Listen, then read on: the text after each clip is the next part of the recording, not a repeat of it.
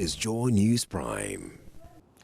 Welcome to Joy News Prime, the most comprehensive 2 hours of television news in Ghana. My name is Israelite. Coming up, Accra Region Police outlines plans for Wednesday's demonstration by organized labor against recent increase in utility tariffs and energy levy, assuring enough men will be deployed on the day.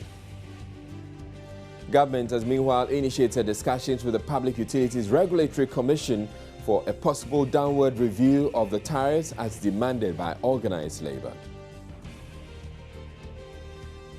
Joy News investigations at the Driver and Vehicle Licensing Authority reveal the faking of electronic stickers by Goro Boys.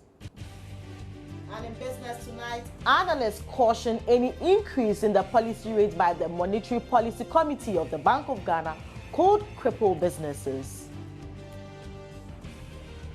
Also in the bulletin, Ghana tightens border with Burkina Faso following recent attack on luxury hotel blamed on Islamist militants. And also coming up in the bulletin is entertainment, sports, and your comments on social media. Stay tuned to the bulletin, which is also available on ABN television on the Sky platform across Europe, as well as Freeview Connect.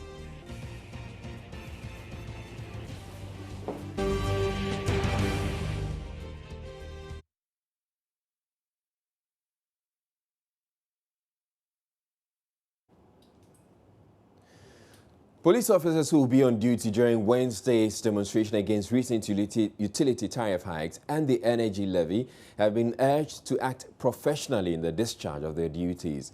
Organized labor is embarking on the action it hopes will compel government to reverse the hikes and completely scrap the tax, which has resulted in a 28% increase in fuel prices.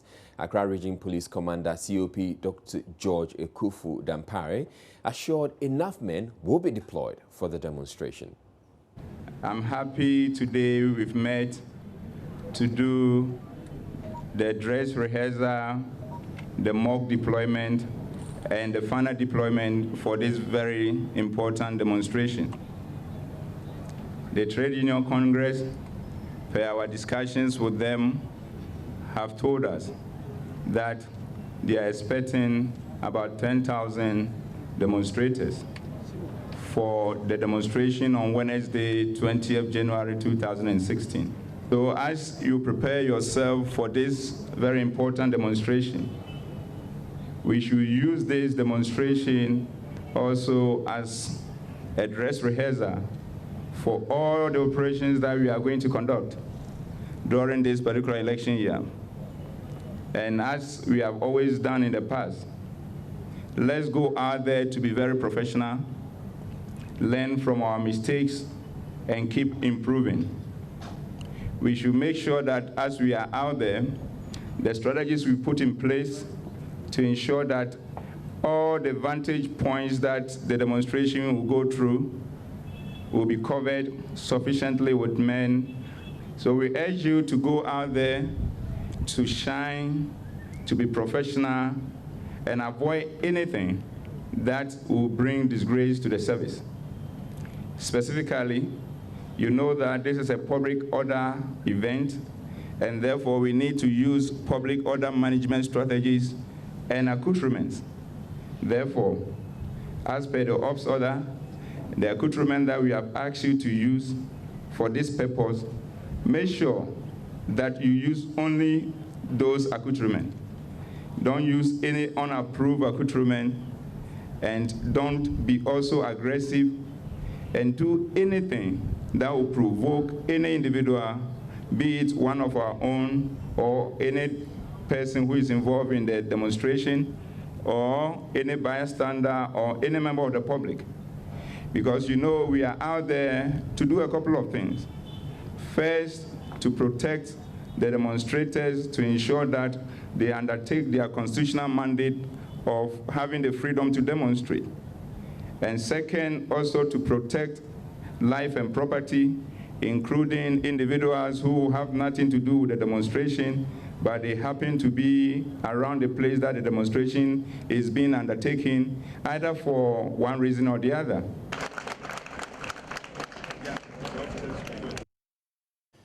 He also urged the police officers to ensure there's free flow of traffic and also announced the route for the demonstration.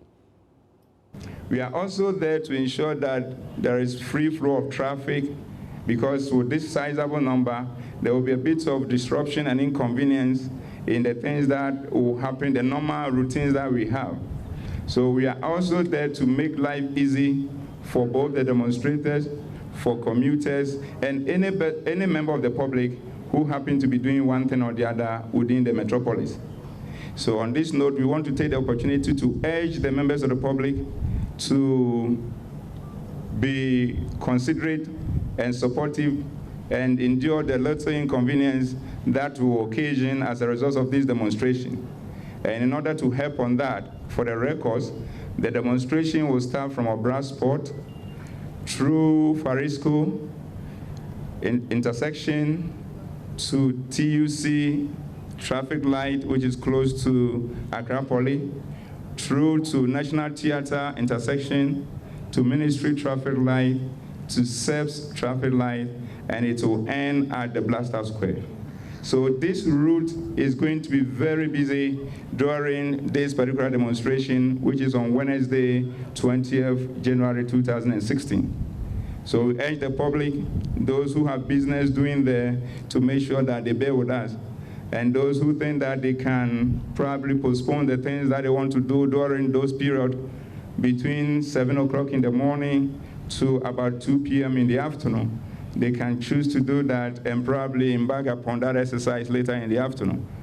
Also, commercial drivers, private cars who want to use the route that we have shared, we also urge them, if there are any alternative that they can use in order not to come to that area for the duration of the demonstration, we think it to be helpful. But in spite of all this, we want to say that we are more than prepared for the whole exercise, and we look forward to Wednesday to demonstrate professionalism at the highest level and make the Ghana Police Service proud and make Magda Ghana proud. Court activities in the country are expected to grind to a halt on Wednesday following a directive by the Judicial Service Staff Association of Ghana, JUSAG, to its members to participate in the organized labor demonstration. JUSAG in a statement directed its members to comply with the directive in a bid to force government to scrap the energy levy on petroleum products and a reduction in utility prices. The utility tariffs, rather. The statement further urged all members of the association, its national executives and regional executives to comply with the order. Meanwhile, JUSAG has called on security personnel at the various courts to remain at post to ensure protection and safety of judicial service property. Another group that has indicated that it intends to join the demonstration is the Teachers and Education Workers, the Teachers and Education Workers Union. On Wednesday, Choboy, on Wednesday morning, we are all meeting here. We are all meeting here by 10 o'clock. 10 o'clock, let us meet here. We'll make arrangements. And then we have to move to Obrasport. Choboy, Wednesday, we are not asking anybody to sleep in the house. Today, we are not saying we are on strike. We are advising ourselves.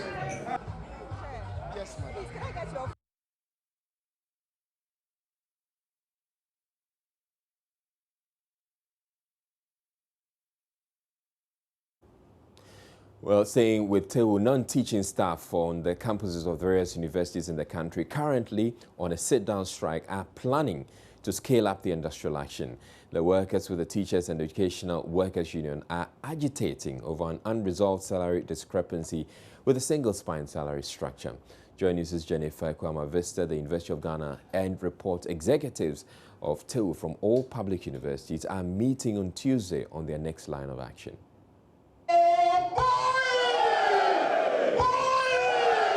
TEWU earlier threatened to embark on a nationwide strike after accusing the Fair Wages and Salaries Commission of bad faith when talks between the two organizations broke down over the salary inequality between junior and senior staff.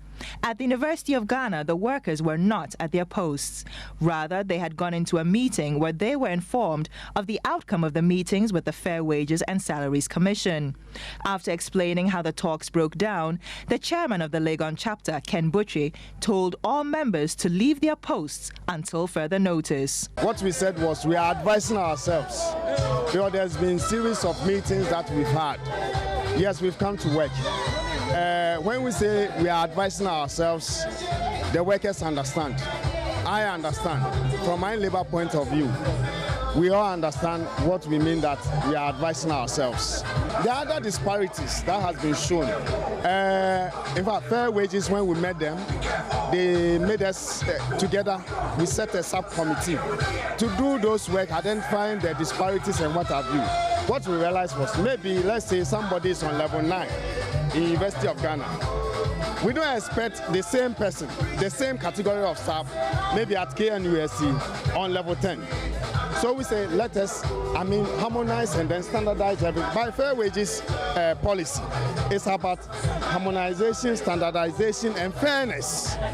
So if I am a clerk here, and I'm placed on level 9. I expect a clerk also in KNUST also to be placed at level 9. But there are those disparities. Yes, we have submitted those things to Fair Wages.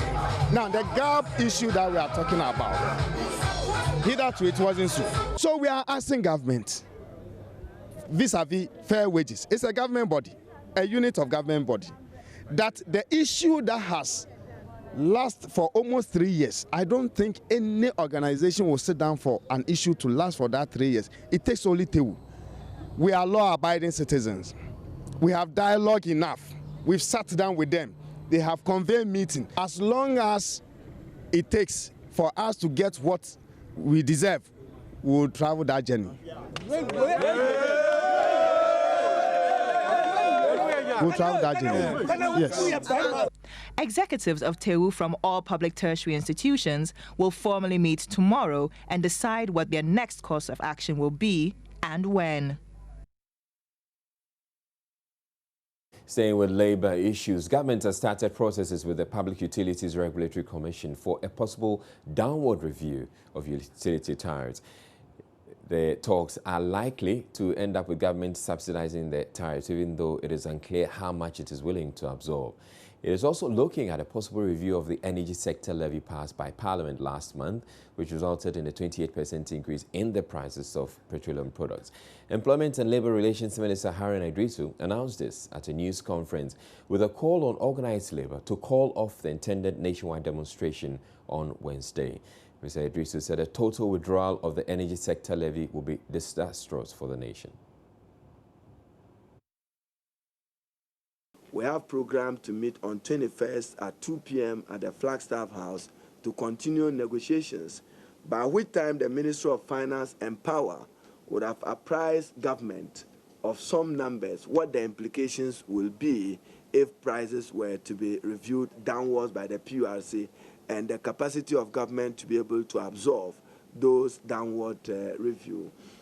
However, at the same time, we are a democratic government. We recognize and respect the right of workers to freedom of association, which includes the right to demonstrate. And whilst I'm appealing to them to abandon the path of a demonstration and a strike action, let me also assure that we will respect and uphold their right to freedom of association and freedom to demonstrate. But whatever it is, that will not change the government position on the energy sector levy. We need to assure the economy of some stability. We need to fix the energy crisis of Dumso. We need to sustain the institutions of VRA and ECG in order that we continuously can produce crude to support our efforts to ensure consistency in the supply of power to power industry and the economy. But we would once again appeal to organized labor to uphold the peace and harmony of this country, the industrial peace and harmony of our country. But let me add, more importantly, that we do appreciate what the consequence of these increases have been on the cost of living. Haruna Idrisu also announced a special committee tasked by the president is negotiating with the PRC to review the recently announced increase in water and electricity tariffs. A government negotiating team chaired by me with the Deputy Minister of Finance, Deputy Minister of Power, and the Chief Executive of the Utility Companies ECG-VRA and the Ghana Employers Association have been negotiating over the period in respect of what government can do or is expected to do within the context of the protests and rejection of the upward adjustment in tariffs and the introduction of the energy sector levy. You're watching Joy News Prime. We're taking a break. When we come back, there are more stories for you. Please stay tuned.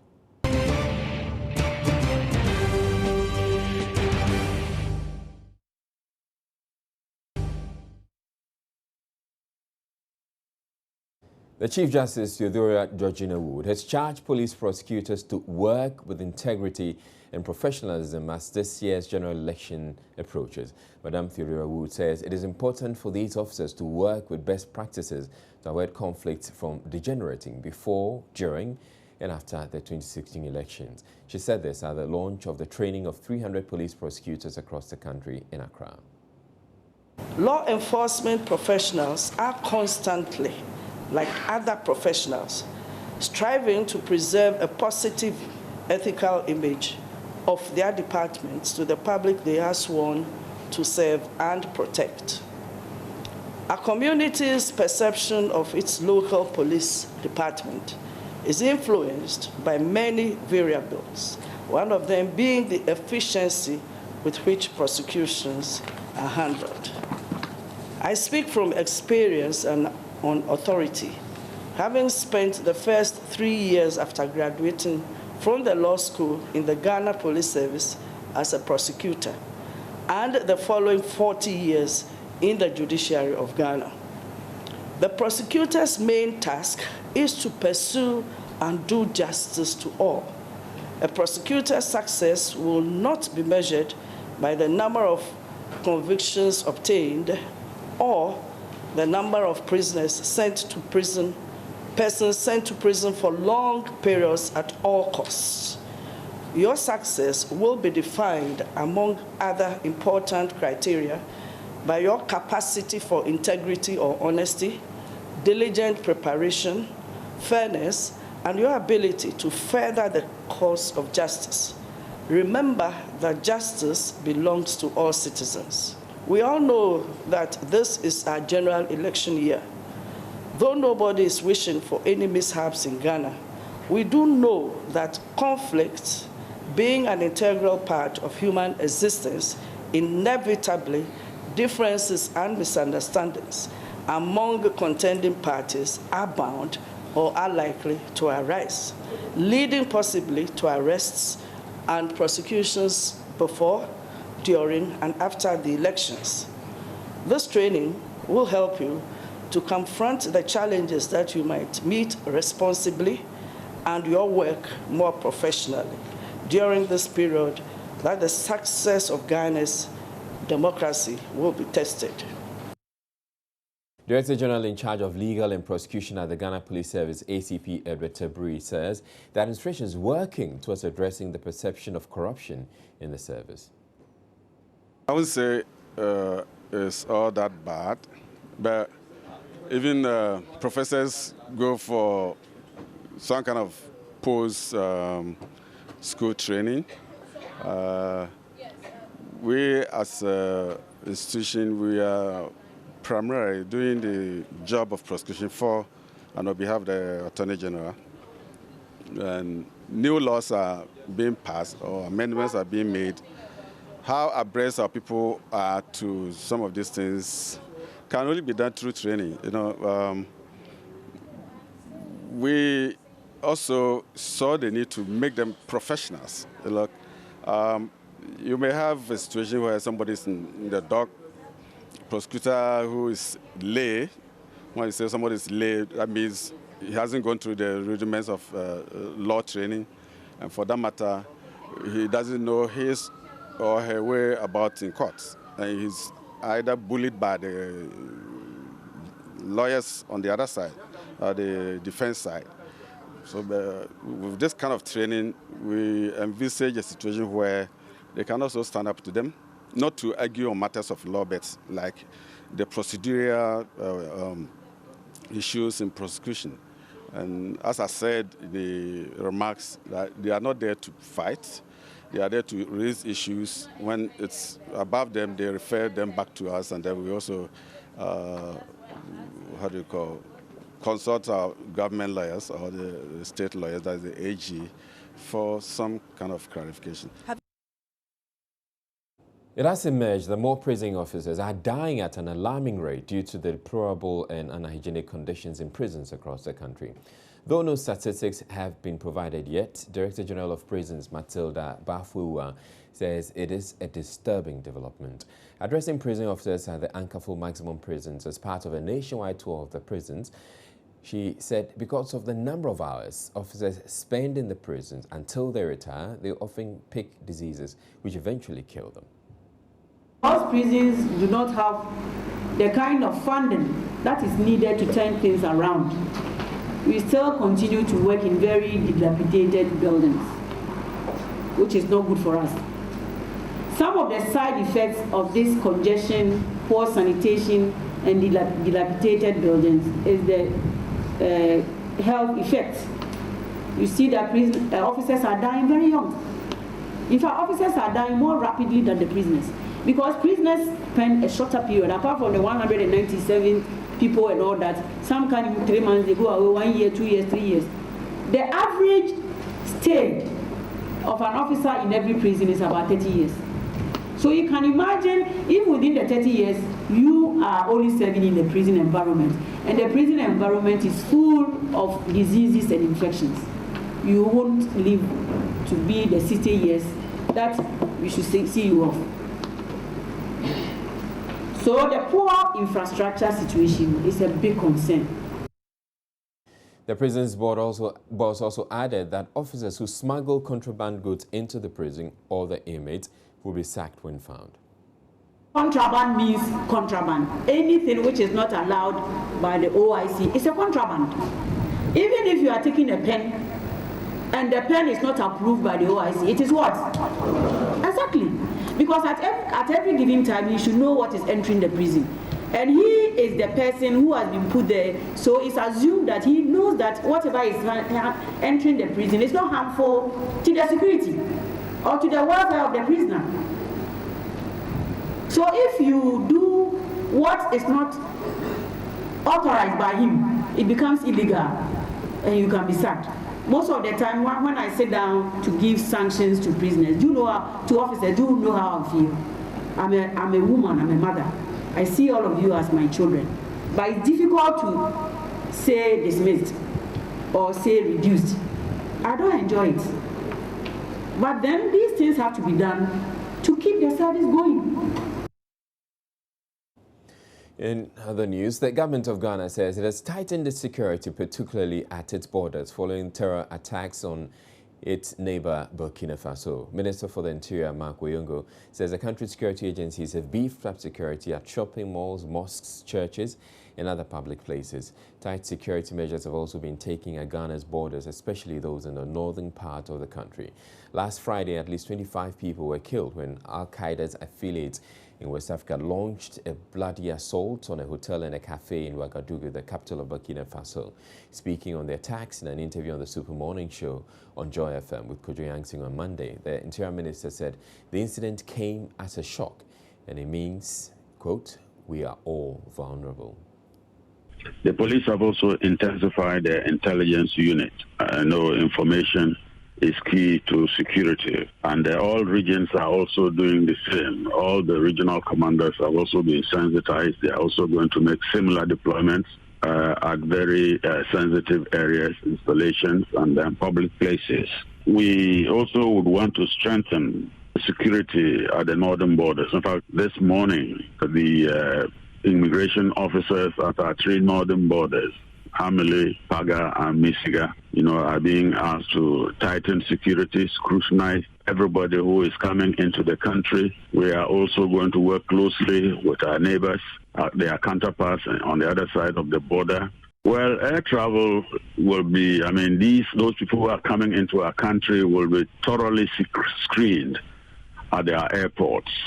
And we normally would have a list of people who are supposed to be stopped from coming into our country. And that is why it is very useful to have collaboration with our neighbors.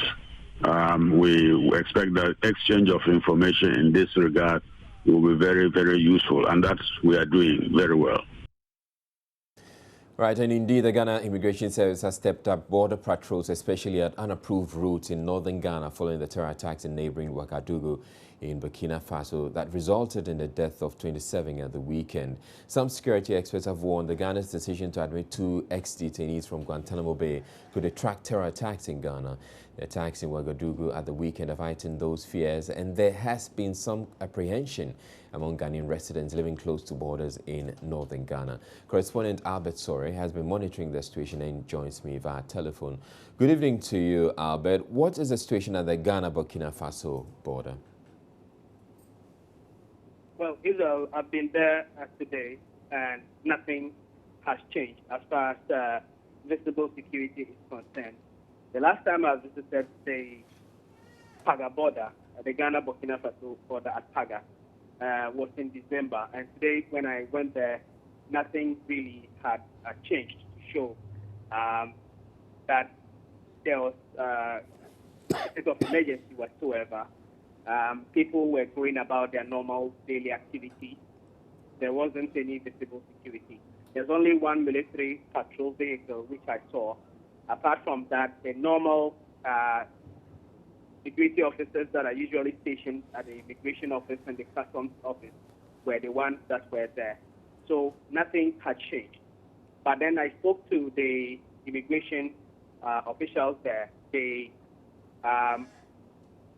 commander in charge at the Paga sector command of the immigration service, Francis, told me that what they are doing now is strengthening the patrols at the unapproved routes, because they are anticipating that for such people who may want to come into the country, it will be the unapproved routes that they would like to use. And so they are tightening the surveillance there 24 hours every day to make sure that anybody who is coming in is stopped and made to pass through the main border.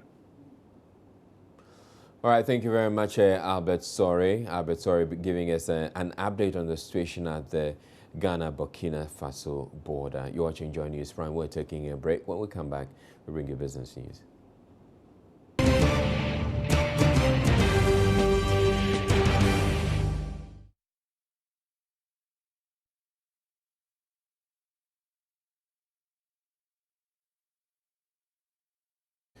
Right, on business this evening, presented by Etonam Say, who's just joined me. Let's talk about the Monetary Policy Committee, right, and raising that's a possibility that they may raise the policy rate. Right. So you tell us the entire story. All right, Israel. Now, the Monetary Policy Committee of the Bank of Ghana will this Friday begin meeting to review the health of the economy.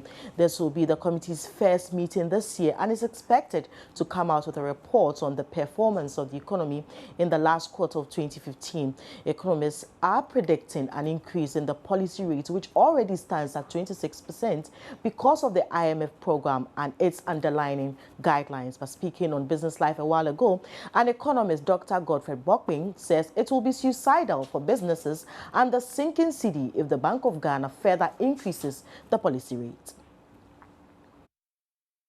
There's a real possibility of an increase in policy rate, reflecting the underlying inflationary pressure. There is no doubt about that. But I think at this stage, the optimal thing for the central bank to do is to hold the policy rate at 26%. It's very, very important. And I also do not agree or do not think that the central bank can take its legs off the accelerator now, because the threat of inflation is very high compared to growth. And so it's up to us to also come to the reality that There is no way the central bank can go for growth-friendly policy or business-friendly policy at this stage. Now, because that would not be supported by the reality on the ground. With the energy sector levies, with the utility prices increasing, they are actually yet to reflect in our basket and show up in the next inflation relief. So that threat is very real. But I think that the optimal thing to do now is to hold the policy rate at 26%, even though I will not be entirely surprised if they decide to increase the rate. That brings me to what the IMF is saying, that there's a lot to be done, and it's calling on the Bank of Ghana to increase the policy rate. So it's likely that it will be increased. That possibility is there. Right. But if they do so, that will be suboptimal, I think. Now, so if it's increased, what will be the impact on the currency? If it's increased, then they are trying to undo whatever effect that the cedi depreciation will have on inflation.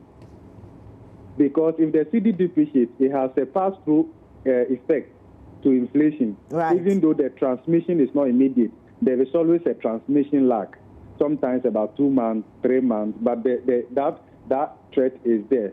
So if they think that inflation, the cedi is going to depreciate, and more so for us because, look, as we speak, more than 70% of business input costs in this country is imported.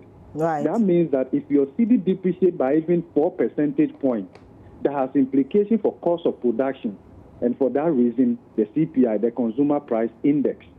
So that is the reality. So we realize that when the cedi is depreciating, none of us, nobody is comfortable with it. Dr. Godfred Bokme speaking to us earlier on Business Live. Now, Joy Business is learning that current depreciation of the cedi will also dominate discussions as the Monetary Policy Committee is likely to announce new measures being instituted to stabilize the local currency when it meets the press next Monday. An economic analyst, Jacob Baxton, however, says he expects the cedi to stabilize against the US dollar within the first quarter of this year.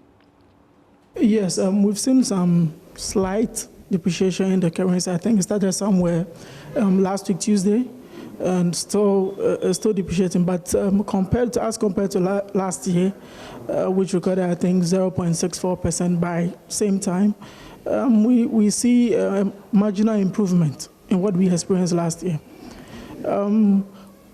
Yes, there's been so much tightening of monetary policy last year, which the BOG admits or says that could be the main reason why the cedi is holding on. Currently, IMF also reviewed as grade was satisfactory. Its third trend that is coming in at least gives some speculators some confidence that the cedi will hold up at least for the beginning part of this year. Last year, yes, within the first quarter it was a little turbulent, but now we expect it to be relatively minimal. So you don't think that the trend is anything to be worried about? For now, I would say it is too short a time for you to put any specific kind of analysis to what is happening, because yes, the cedi has gone front, come back. I think somewhere, last beginning of the year, it appreciated for the first 2 days, depreciated for the remaining 3 days. Then last week you saw another appreciation on Monday. It's very likely that even today, by the time we get our figures, there could even be some appreciation. A tax policy advisor at the Ministry of Finance and Economic Planning, Dr. Edward Labisiam, has welcomed President Mahama's suspension of the 1% withholding tax on income earned on investments and the slashing of the 15% on withholding tax on services by half. He, however, adds that if some Ghanaians continue to evade tax, the GRA's only option is increasing tax, urging all to comply with their obligations. The cancellation of the 1% on interest investment income and the reduction from 15% to 7.5% on services by the President are wholly welcomed. But we must go further to educate the public who are still complaining that it is a drag on their working capital and ask them, why don't you comply by the law and you will get a sanction? The Commissioner General in every country is forced to deploy withholding taxes because we are not compliant. So when you break the law, he has to find an administrative means to get the taxes. Otherwise, those things I talk about development, we need money to achieve them. So we are still advising you on which stocks to look out for this week and how your investments are looking from Business Live now on Prime. We're giving you an update of how the market is looking, and John is here to help us out. Hello, John. Hi. A while ago, I took a look at the stock market and I didn't see much liquidity, and so many commodities, so many of the traders were losing. Basically, today the market looked a bit bearish, as we saw almost about, less than 60,000 equities trading. That's the volume at a total value of about 99,000. Okay, in a market in the market of a capital of around 57 billion, you only have less than 100,000 Ghana cedis trading. That's quite insignificant. That is basically what we try to say here. Right. But even those that traded, out of the 5, only one BOPP. Only BOP, that's Benso Oil Palm Plantation gained and added 1 peso to their investors' capital to close the market at 2 cedis 81 pesos. Right. And apart from that, Aluwes Ghana, HFC, SPL, and UT Bank, respectively, they all lost. But the biggest of the losers happened to be HFC Bank. 18, that's a lot. 18 pesos. Okay, per share to close the market at 1 cedi 2 pesos. So that's quite it's not really a good news for any investor.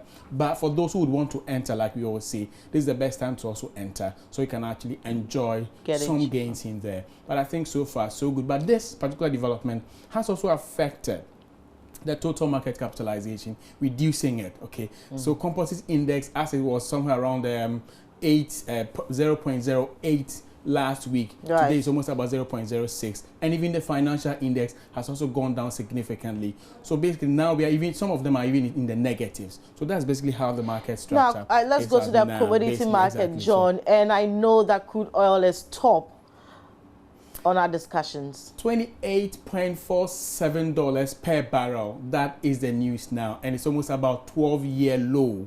That's basically what it is. And there's no end in sight as we speak, because I think it's a trite knowledge around that Iran is actually going to do in excess of 500,000 barrels already, which is likely to further reduce the price. It's going to further reduce that, because already we have in excess of 900,000 barrels in the system. So Iran's 500,000 going to add up to make it 1.4 million barrels every day pumped in the market.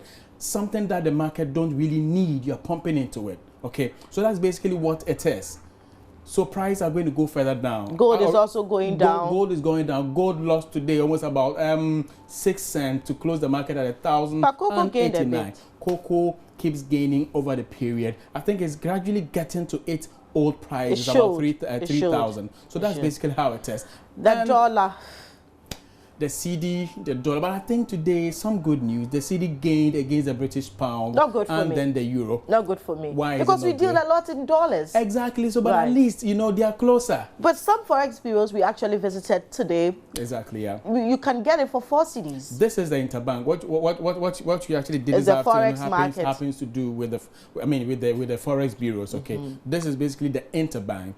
And the cedi gained against the British pound, the euro, but lost against the Chinese yuan and then the US dollar. So the market, generally has been quite bearish, not much of good news. But I think, beginning a week like this, it's expected. Let's see, tomorrow might bring some hopes and some better time. Thank you, John, for that analysis. And that's how we wrap up for today. My name is Eton Amse. Many thanks for your time. Now, the Assistant Controller of Immigration for the Paga Sector Command, ACUOI, Francis Techi, told Joy News that there is a collaboration between his outfit, the military, and the police to ensure that unapproved routes are patrolled for 24 hours every day to prevent people from coming into the country through these routes. ACUOI Techi also assured Ghanaians that there was no need for panic. He said sensitization is ongoing to encourage indigents to report persons they find suspicious to the security agencies. You know how porous our borders are. So we've tried as much as possible to place our men on the ground, especially where we have these footpaths and places that people can possibly cross. We are manning the place 24/7 to ensure that we don't see a situation where strangers will enter without our notice. We normally do the passenger profiling, so that is normal, yes. But we even envisage that if such people even want to enter the country, they may want to use places other than the approved routes. So we've intensified our security over there to ensure that people do not just use a place like that. Some of the security issues, we cannot discuss them openly. Because once you start giving your security details to the public, you are exposing yourself to risk as well. People may thrive on that information to capitalize on the loopholes in the system. Because you also want to agree with me that security may be tight, but it can be 100%. We can't be 100% secure. So I don't want to give so much details to try to expose some of the deficiencies in the system, so to speak. Yeah. What? We are in a sinking boat. If it should happen, some of us will have to be cleared first. So as much as possible, we also see it as a risk to us ourselves. So we are doing our best to ensure that such things do not happen. But we're also encouraging citizens. I'm just coming from a DISEC meeting. What we've agreed on is to do sensitization program. The natives may even know more, they know themselves more than even we do. So we are encouraging every citizen, be it at the border or even within the country, that when they see strangers that they are not comfortable with, they must draw the security, the attention of the security agencies. And that's exactly what we are doing now. We are on a sensitization program to educate our people, that's the citizens, to know the risk so that they will all get involved in doing these things. Because I believe those people thrived on some information from within before they were able to strike. So as much as possible, we've encouraged them to draw attention to any strangers that want to come to the community. And even if somebody wants to come to rent a house or something, and they're not very sure of the comfortable with the person, they're not very sure of the background, we are ready to come in to make an assessment of the person. Now, the Ghana Armed Forces, meanwhile, is asking the public to be on high alert in the light of threats of possible act of terrorism in the country. The military says such vigilance is necessary to avert any such attacks. Security experts have warned Ghana's decision to admit ex-Guantanamo Bay detainees in the country could spark terrorism attacks. A terrorist attack in Burkina Faso, which left more than 20 persons dead on Friday, has heightened the fears. But Public Relations Officer of the Ghana Armed Forces, Colonel Eric Agri-Kwashi, tells Joy News there is no need to panic. He warns Ghanaians to trust the president's assurances that the country is safe. The president has given assurance. Why are you not trusting the president's assurance? Of course, we do trust the president, but it would be good to hear he is the commander-in-chief. Now, if the commander-in-chief speaks, who is the CDS? You get my point? Okay, but we can have the firm assurance that the military is really on high alert and the commander-in-chief will give any assurance. He would definitely have spoken to his security chiefs before he gives the assurance. So when he speaks for all of us. So Ghanaians can rest assured that no acts of terrorism with regards to these Guantanamo people will happen or anything like that? Very. And that the military is on high alert? All of us should be alert. All Ghanaians should be alert. That is the most important. But the military would also be on alert? We are also Ghanaians. So all of us have to be alert. And do you have the necessary equipment and tools in order to protect this nation from some of those actions? Even in America, when 9/11 came, with all their might, what did they do? And so an accident is an accident, an incident is an incident. It doesn't matter your level of preparation. If certain type of situations come up, it's not all of them that you'll be able to hold. It's like fire. What is it that the fire service is not doing? They are telling us everything with all their cars, but some of the fire come in such a way that they are not able to help. It doesn't mean that the fire service is not doing well. You get my point? Yes. So the public and everybody should be on alert, and the military would also do it. All of us to be very assured that those who have been tasked to protect the integrity of the country are ready to do that. Yes. And so we also have to do our part by also staying alert and then passing information as when we come across anything. But if you see something in your locality I don't think you have soldiers or police people in your locality. But if you get information, you pass it to them, then they will add it to whatever information they have already, and then be able to come out with a clear picture as to what is going on. Frontline health workers currently attending to patients battling with the deadly meningitis disease in the Brong-Ahafo region have appealed to government for protection against it. The health practitioners say for now they lack the needed protective gear and are therefore directly exposed to the patients they come into direct contact with. The Brong-Ahafo region has been the hardest hit in the current meningitis outbreak, recording 19 deaths out of a total of 55 cases since December last year. Health workers raised a concern when the Deputy Minister, accompanied by the Director General of the Ghana Health Service and Director of Public Health, visiting the region to ensure best management of the outbreak and strengthen capacity of health workers. The Bola district in the northern region, as at Friday, had 16 reported cases, 9 confirmed, 3 awaiting lab results, and 6 deaths since the outbreak in October 2015. Most of the cases are coming from communities with activities of trading and mining, as well as others sharing close boundaries with the Brong-Ahafo region. Though the infection rate of the current strain of meningitis in Bola is low, officials say the fatality rate is high. Wenchi and Techiman in the Brong-Ahafo region appear to be the new hot zone, as new cases are being reported each day. Doctors in the region share how they have been battling with the outbreaks. I wouldn't say it's out of control because I can see that all the facilities have been informed. We all know what's going on. We are on the highest lookout for any suspicion of meningitis so that we can quickly treat. So the necessary thing is to mobilize resources, get the health facilities, personnel, all the team members involved so that we get them early and treat them early. And I think the region and the health people are doing the right thing. So I hope things get better and we get mortalities down. Though the acting Brong-Ahafo Regional Director of Ghana Health Service, Dr. Kofi Issa, acknowledges the health workers' concerns about protection against infections, he urged them to focus more on saving lives. Evidence has shown that as you nurse people with meningitis and you take the safety precautions of infection prevention, you are really very safe.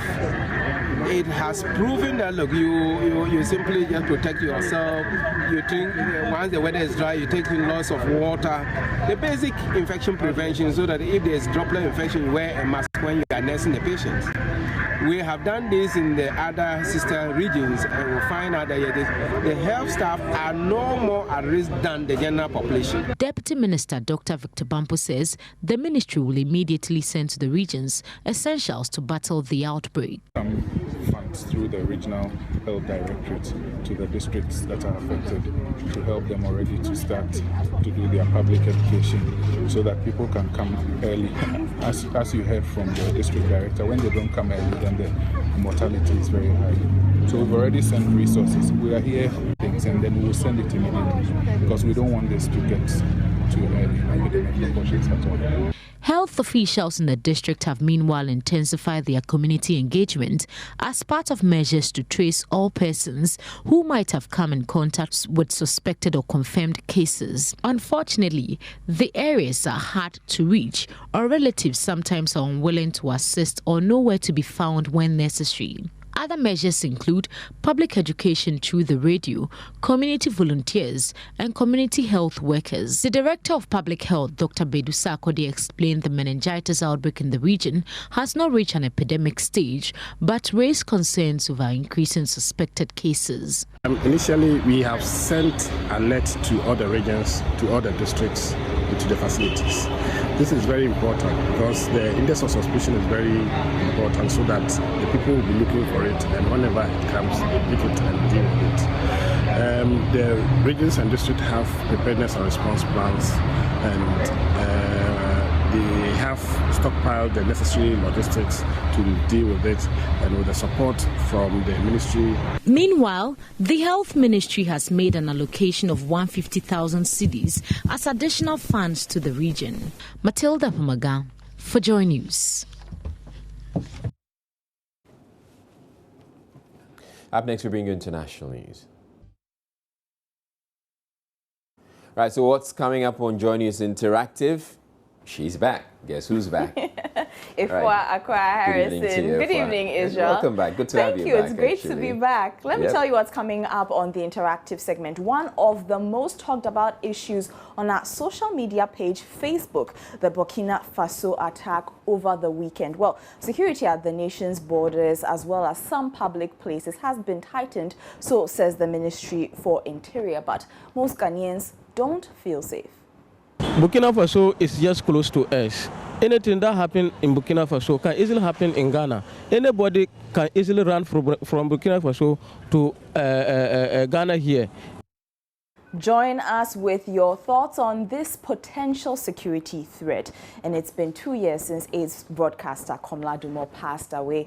We'll be taking some of your comments on these stories and a few more on Twitter, WhatsApp, and Facebook in the next hour with me, Ifwa Akwa Harrison. Israel, back to you. Right, thank you very much, Ifwa. So Ifwa will join us in the second hour of the bulletin, but we also have sports and entertainment all coming up. Oh, and of course, on entertainment, there's a scoop. Need to stay tuned for that. We'll be back in a bit.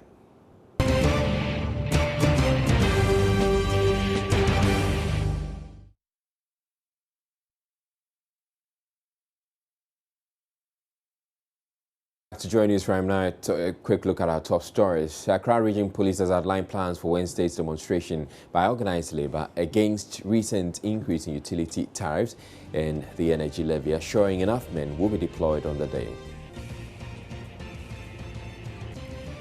Government has meanwhile initiated discussions with the Public Utilities Regulatory Commission for a possible downward review of the tariffs as demanded by organized labor.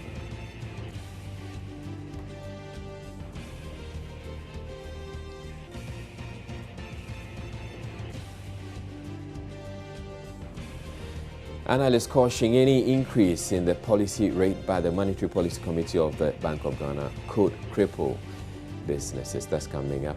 That was in business news.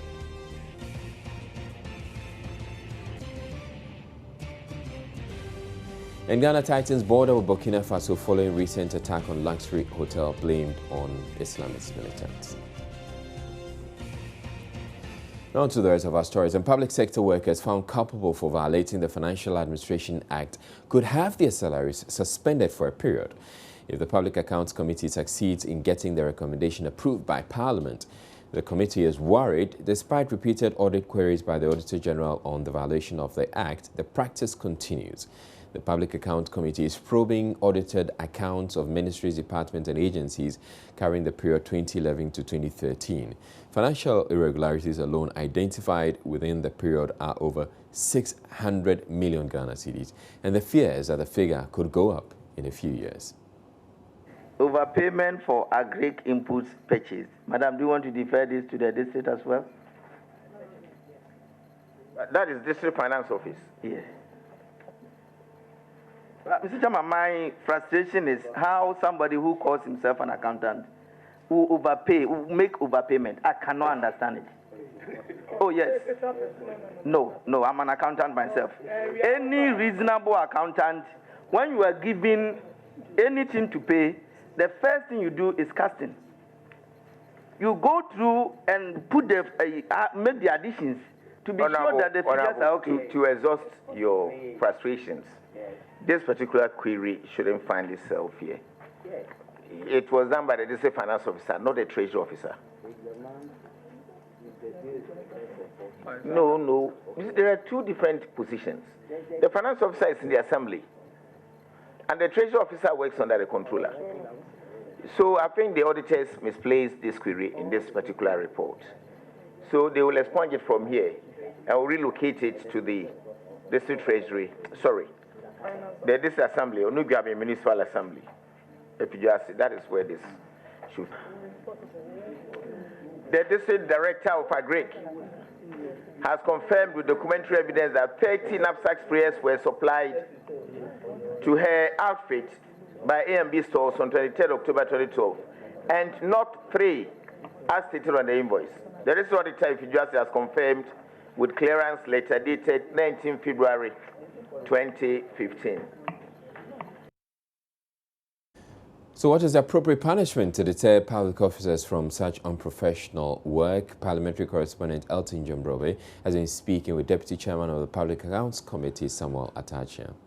If there are serious financial indiscipline, the law says that some people should be demoted, reprimanded, transferred, and the rest of them. These things should be done because the head of that individual is punishable if he doesn't insist that somebody who's committed financial indiscipline should be punished. So that is what is very, very important. So there are raw financial indiscipline which should be punished. And when you don't punish people, you are promoting impunity, giving them some kind of a false impression that, oh, let's do as we please. That will not ensure financial sanity in the system. So that is one point. The second point is that the Auditor General has the power to surcharge. So the Auditor General comes to a place and realizes that this money shouldn't have gone to where it went to. The officer in charge can be surcharged. And there can be disallowance. That is to say, these money should not have been given to this institution or an individual. That can also be dealt with. The last of all is criminality, which the remit is with the Attorney General, that if there's raw criminalities, people have pocketed money. For instance, I do not see why somebody should say that somebody was working with an institution, the person is dead, and you know the person is dead, and you go and take the money. You never work with that institution. Yes, maybe they didn't even have letters of administration. I see it as stealing. Somebody sees otherwise. You can't go for monies which do not belong to you. That is what stealing is all about. And these matters are within the remit of the Attorney General and not the Public Accounts Committee. We don't have prosecutorial powers. It's as clear as daylight. You're watching Joy News Prime. Up next, we bring you entertainment.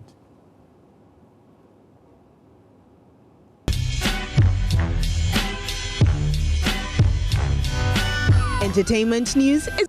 All right, it's time for entertainment, and Miss G has joined me as always. Good evening to you, Miss G. Good evening, Ijol. How are you doing? I'm doing good. Okay, so I have a message I kept from Friday, and I hope it's not too late to let you know. Okay. Now, your girlfriend told me that you were looking fantastic last Friday, and by your girlfriend, I mean Mrs. Lai. She sent a message for me to me to tell you, but I didn't see that message early enough, so I still had to bring the message to you today. Okay, so this is a message you said you were holding on to. Yes. And you couldn't tell me before we came on air. No, because it was supposed to be told on air.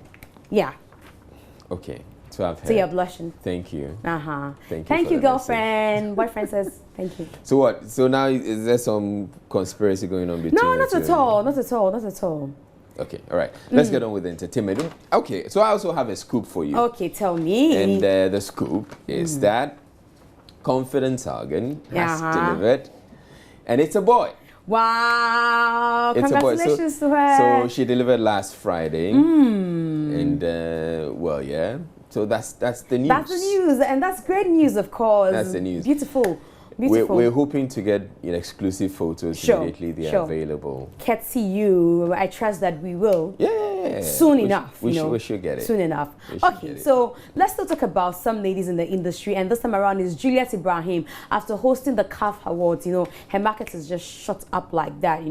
Yeah, she's getting deals here and there. She's still in Nigeria, and then she granted an interview in Nigeria with Robin Mines. That's what the show is called. Now, the fascinating thing for me about this interview is that, for one, she gets to talk about her husband and her divorce to her husband. Pay attention to all that she said in this interview.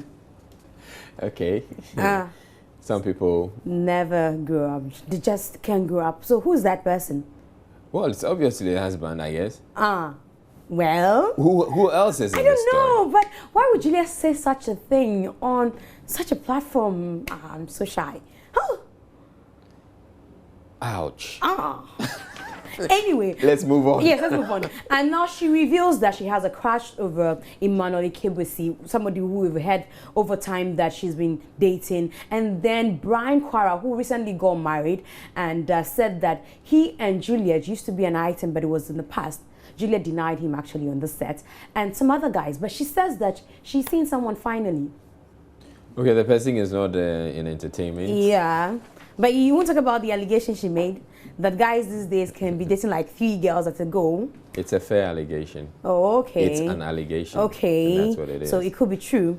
It could be true. But I could also make the allegation that girls these days date about 4, 5 men at the same time. Really? Oh, yes. I haven't heard that one. Oh, don't say it's exclusive to you on this set, as she said.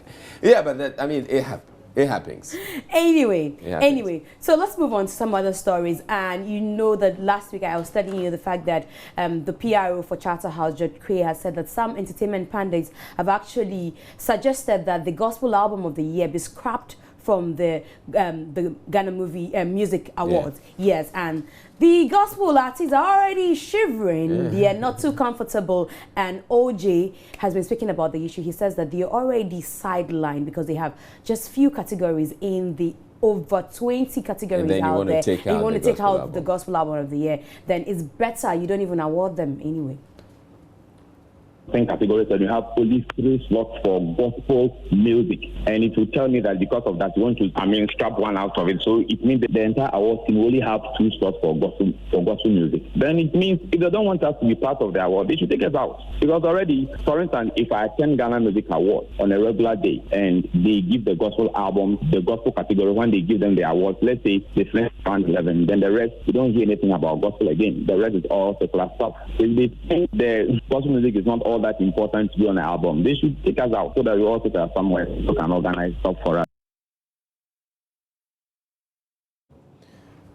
Well, but I think the organizers are putting this thing together, and so, well, they're awarding you. Of course, and then the organizers have the final say. Yeah. They haven't said yet that they are scrapping it. It's just suggestions by some entertainment pundits that, it's not fair to have that category. And the argument for saying that is that if the gospel songs are good enough, why not let them compete with the other songs? Yeah. But Kwesi Otin, who is also a gospel musician, says it is impossible for them to compete with secular musicians. I don't think we have what it takes to compete. I don't think we are looking at competing. We are not doing what we do because of VGMA. They will look for our works and nominate it or not. But otherwise, we're doing what we are doing, and we're doing it at the best we can. It won't be a bad idea because I think it would allow music to be looked at broadly. All right. So we wait to see how things will, pan out. How eventually Charterhouse decides to carry this one. Sure. So let's move on to some story that has made headline, I think, through last night to this morning. And it's about Joyce Jijo Blessing, the former ACE ambassador or whatever. She became an entertainer at some point. That's how come we entertainers took interest in this, because she has 2 songs, and then she had a movie that featured John Dumelo, Echo Smith, Asante, and all that. And now that movie was supposed to be about her life. She was telling us how she had the HIV virus and blah, blah, blah, blah, blah, blah. And then all of a sudden she comes to say, I have the virus. I never had HIV, yeah. Exactly. And then she comes again to say, I have it. So we decided to find out from some entertainers if, there's any message people would really want to take from that movie, because it's supposed to be about your life. And you tell us this today, you tell us that tomorrow. Ama K. Abebe says things that, when you do that, it defeats the purpose for which you put out the story. The work, it will be discredited because it depends if you said the work is fiction. You said this work is based on real life. Put it this way, if I haven't seen a story, but if the way it was told as this is a true life story or based on a real life story. But remember, even in Hollywood movies, you can never tell the be embellished. If it's based on, you can't really do anything.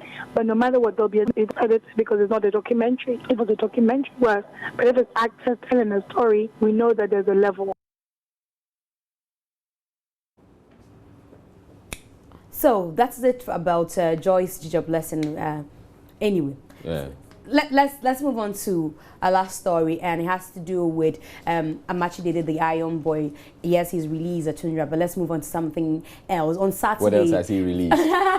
On Saturday, there was a 2-week celebration for his ex-manager, Isaac, and he was there together with some industry persons, to decide on what the final move will be. And then on Sunday, he was in church giving thanks. There was a Thanksgiving in his honor. The man is grateful that God has at least given him a second chance to live. So we can only be grateful for his life. Yeah, we thank God for his life. And all right, so thank you very much. Thank you, Israel, for having me. Okay, so those are the that's the visual from the La Paz Abrantia Sports, where the 2-week celebration was held in honor of his ex-manager Isaac, and he was being consoled. And this is the church service where he was very grateful. At a point, he had to lay on the floor to express his gratitude to God. So these are some visuals from.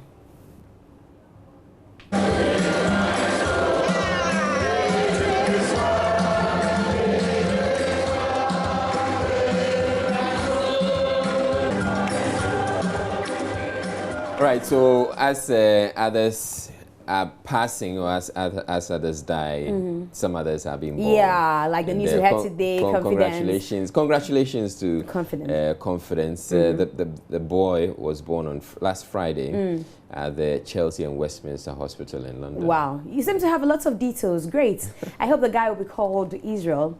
Are you Kofi? Why would they call it? Why would they call it? Are you a Hold on, why would they call him Israel? Oh, what are you thinking? There's just a name. It's not Yes, like you're the father of the baby.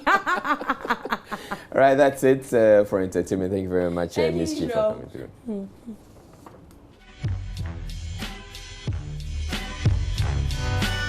Entertainment news.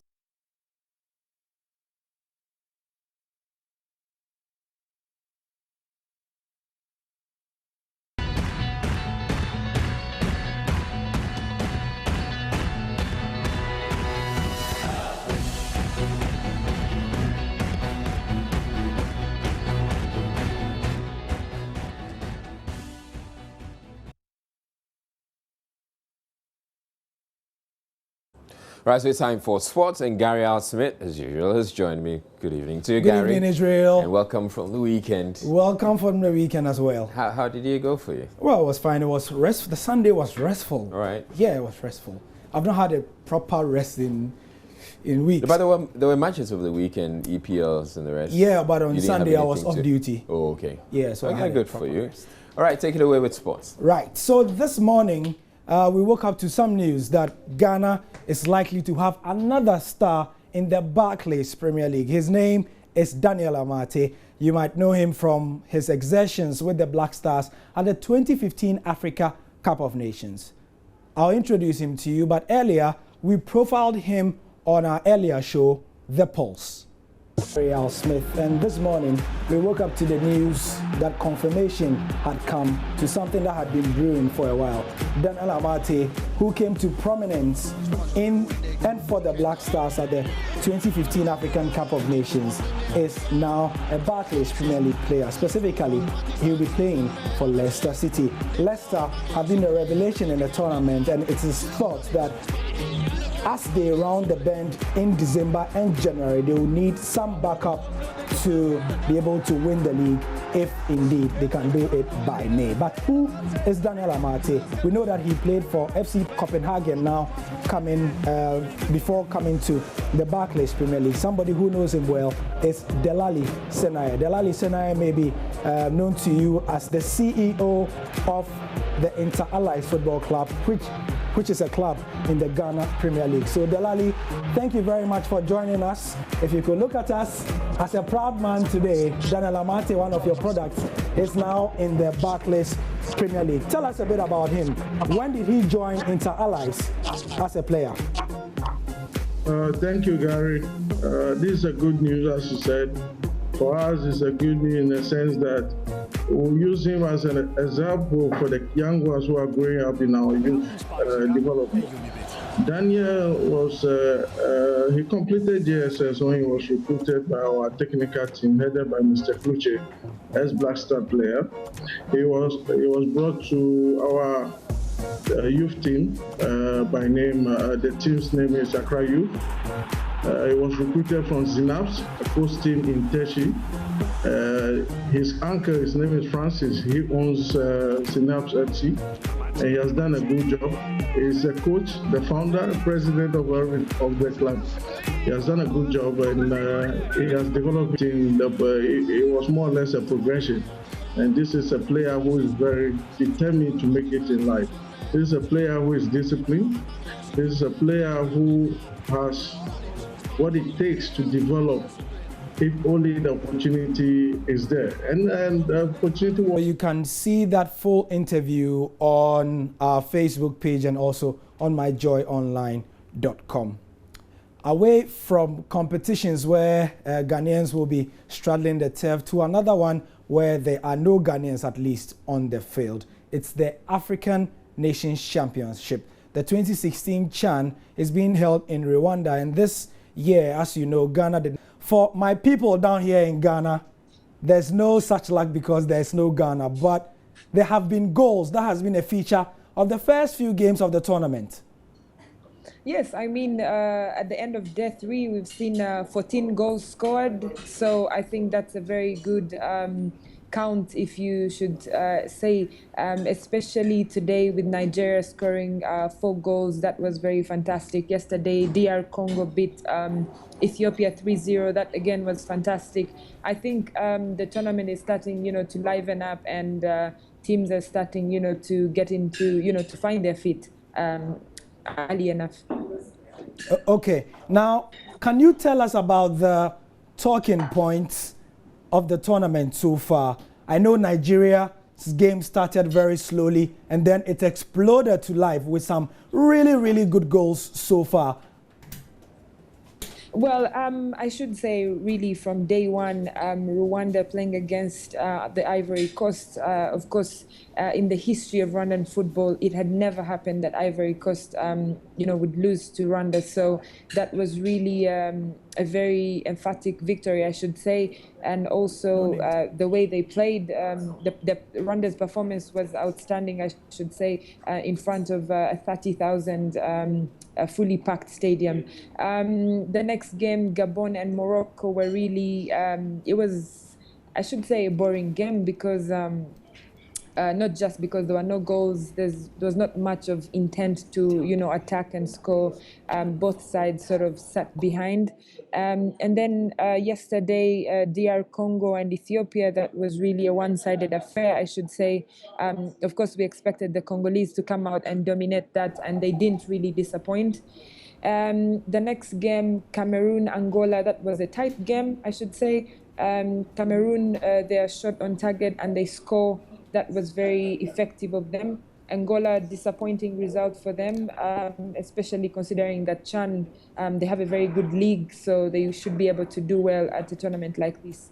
Okay. And then today, yeah, I was coming to your own home nation, Rwanda. I mean, Rwanda usually does not qualify for the Africa Cup of Nations proper. And because you are hosting this one, I know that it's a real host and win situation. And we are looking at pictures right now. Your national team, the Amavubi, they won 1-0, and it was fantastic, the atmosphere at the stadium. Yeah, I mean, just, from the opening ceremony, fans started, getting into the stadium at 10. And when I was talking to the players after the game, they said, when we came into the stadium, we saw all this huge crowd. And then, of course, President Paul Kagame was at the stadium. He shook their hands. That, again, was inspiration. So really, just like Johnny McKinstry, the Rwanda coach, said, it was... the fans really gave the players a lot of energy, especially in the last 30 minutes when Ivory Coast, tried to get back into the game, looking for an equalizer. The crowd just stood up and, was behind the team. And the players say that was a very key factor in helping them to win the game. Okay, let's go to some of the other games. We've seen Gabon play, but also today we saw a thrilling 2-2 game between Tunisia and Guinea. I mean, African football is not dead at all. Considering that this is a tournament for locally based players, it's given us some real entertainment, isn't it? Yeah, it has been, especially because Guinea was playing, this is their first time at CHAN. So you'd think that, because Tunisia has a very good local league, they should be able to do well. But one thing we've learned in the first 3 days of CHAN is that the teams that have very good sides at AFCON tend to struggle when they come to CHAN because the other teams, which have, teams like Guinea and Niger and Rwanda, most of their players who play in CHAN are actually, they make the majority of the players who play on their A team, if you would call it that. Okay. Asha, final question. I mean, Ghana not being there, we are missing a lot, aren't we? Yes, you are missing a lot. Everyone, of course. I mean, you saw what happened when Ghana came to play Rwanda in the AFCON qualifier. Yeah. The stadium was packed just at the training session. So everyone would have loved to have Ghana here, especially with the pedigree that you have. You have been sincerely missed. And by the way, you would have been in Rwanda's group. Okay. Because, yeah. Okay, all right. Thank you very much, Asha Komogisha. She's a Rwandan journalist and she's reporting on the Chan. It's a host and win for her country, and hopefully we wish you luck. Thank you very much for having me. Okay, so that is about it for now in terms of the sport. 2 quick interviews involving Daniel Amate and also about the Chan. We will be back tomorrow with more. My name is Gary L. Smith. We bring you Joy News Interactive. Joy News investigations have revealed that electronic roadworthy stickers procured by the Driver Vehicle and Licensing Authority, DVLA, have been faked by fraudsters known as Goro Boys. The DVLA was pushed to switch to electronic stickers due to the alarming rate at which the manual stickers were being counterfeited. Joy News' Kwete Nate has more in the following report. Over here at the DVLA office in Accra are hundreds of brown and white boxes packed on shelves in a store. Each box has the inscription, "Handle with care," printed on one side and the logo of the DVLA on the other. And each of these boxes contains manual roadworthy stickers. The Controller and Accountant General's Department supplied the DVLA with 1.5 million pieces based on the request of the authority in November 2013. Robert Kujo is Public Relations Officer at the Controller. On the 8th of November 2013, we received a request for the printing and supply of roadworthy certificate, that is the manual or the stickers, the manual type. And so, Controller initiated the procurement process, and on the 28th of May 2014, a contract was awarded for the procurement of these stickers. The DVLA sold one of these stickers for 30 cedis. This, multiplied by 1.5 million pieces procured, amounts to over 40 million cedis. But 2 years after they were supplied, the stickers have still not been used. Only a few boxes have been used. The rest packed and now gathering dust. The manual stickers became useless a few weeks after the introduction of the electronic roadworthy ones. According to the Controller, the DVLA was to phase out the old gradually as it introduces the new ones. The automated system was to be implemented side by side the manual roadworthy stickers until it covers the entire nation. So I must say that the decision to declare a value book as obsolete is determined by the operations of the entity concerned, and this was DVLA.